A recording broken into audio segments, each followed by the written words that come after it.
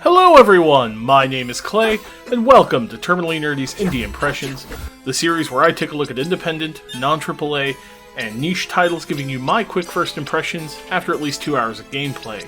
Today, I'm going to be looking at what is very clearly an homage to Castlevania Symphony of the Night, a Metroidvania that is both on the Switch and on Steam, simply titled Timespinners. And looking at this footage, if you've played Symphony of the Night, you're going to immediately be thrown back into that kind of gameplay. Visually, I love this game. The pixel art is phenomenal. The animations are great. Enemies are interesting looking. The attack animations are fantastic. The spells are fantastic. Visually, I love this game, as well as the soundtrack as well. That is redundant. You know, for those of you who've never actually paid attention to this, I don't script these. These are entirely freeform and improv, so, you know, I play the game and then I do the video. So, in Timespinners, you're playing as Linnaeus, a time spinner, or a timekeeper, I guess is the technical term, although I constantly thought of her as the time spinner.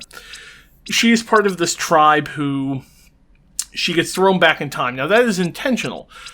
Her role in her tribe is that of a person who, when the tribe is threatened, can be thrown backwards in the timeline, erasing her existence from the timeline, and thus being able to warn her tribe of whatever great evil is coming. And in this particular case, her tribe has been hounded by an empire, and they want to steal this time travel technology for themselves.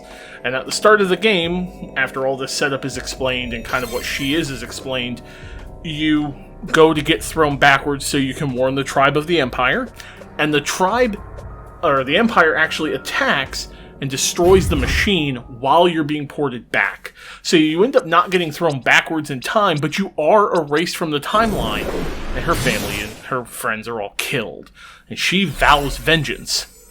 From that point forward, you're progressing in basically a standard Metroidvania style. You're going to be moving in a non-linear way through 2D space.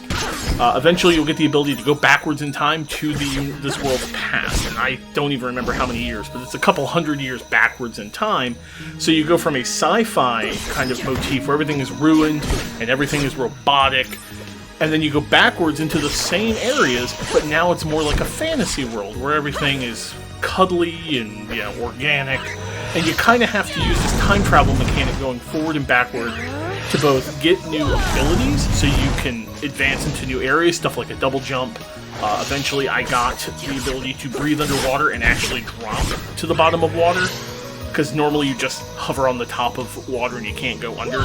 And I literally got to the point of getting the underwater stuff, and then that was about where I quit, which was about 3.5 hours, maybe about 4. Now, I played this on Switch. It works great on Switch. I tried it both docked and undocked, and it worked fine. I prefer docked because bigger screen, but it worked great.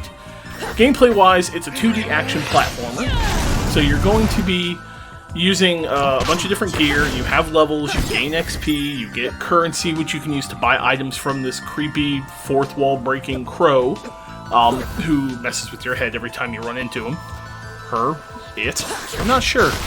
I'm not sure, actually, if the crow's ever given a gender. I'll just call it the crow. You also do get a spirit, much like Symphony of the Night. You get these little summons. The first one you get is this little dragon. There are others, but I haven't found them yet.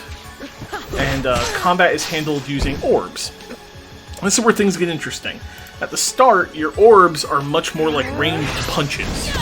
You start with these 2 blue orbs. You can put 2 orbs at a time, and you basically throw them, and it's kind of like punching from a distance. It's a short range, and you kind of have to get used to that range. But very quickly you'll get a green orb, and that green orb actually summons a huge sword that you strike right in front of you. And then eventually you'll get stuff like a red orb, which is a fire orb. You'll get a silver orb, which summons a big old hammer, kind of like the sword. And each of these orbs have different attack animations, they have different ranges, they have different secondary effects, and you can mix and match the orbs, but you gotta get used to how the pattern of combat is going. Because as you're attacking, each orb has its own attack style. So like, the sword and the hammer have a very slow wind-up, but they hit really hard. And if you pair one of those with a blue orb, you'll go blue orb, which is real quick, and then you'll have this wind-up on the second hit. And the ranges are all different. Like the fire orb and the blue orb are about the same range and they have the same pattern, but the fire orb, the red orb, deals pure fire damage.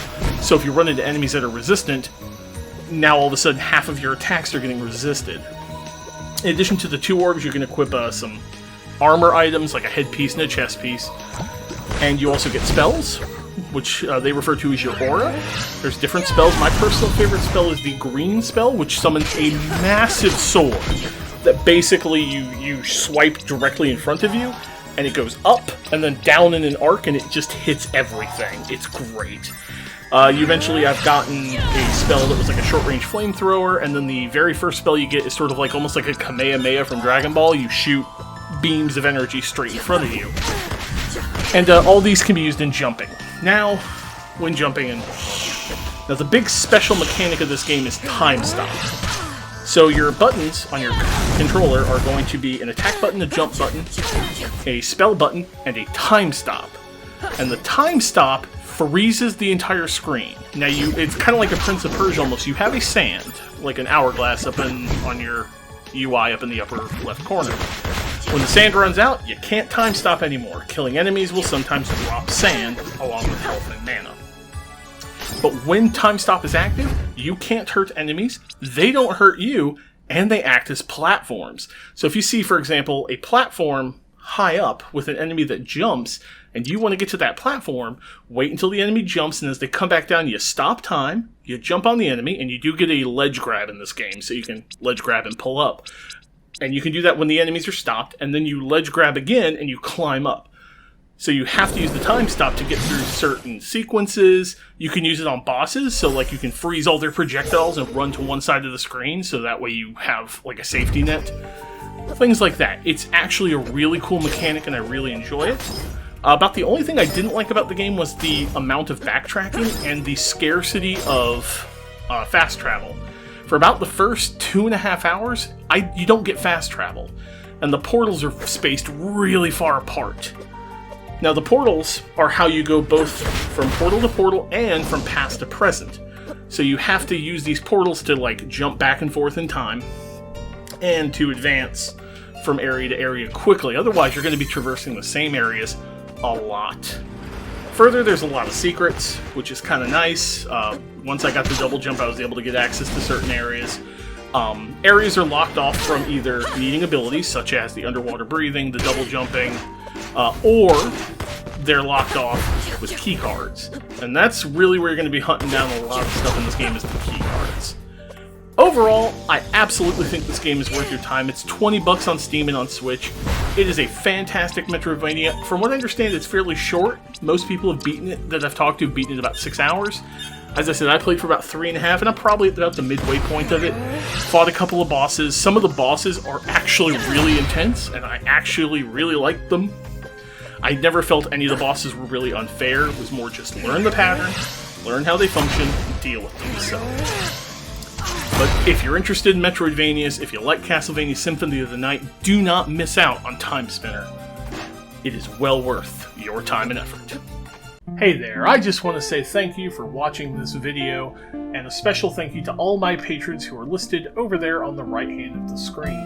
If you want to get your name in those credits, feel free to check it out at patreon.com/terminallynerdy. And hey, be kind to each other and stay nerdy. Thanks.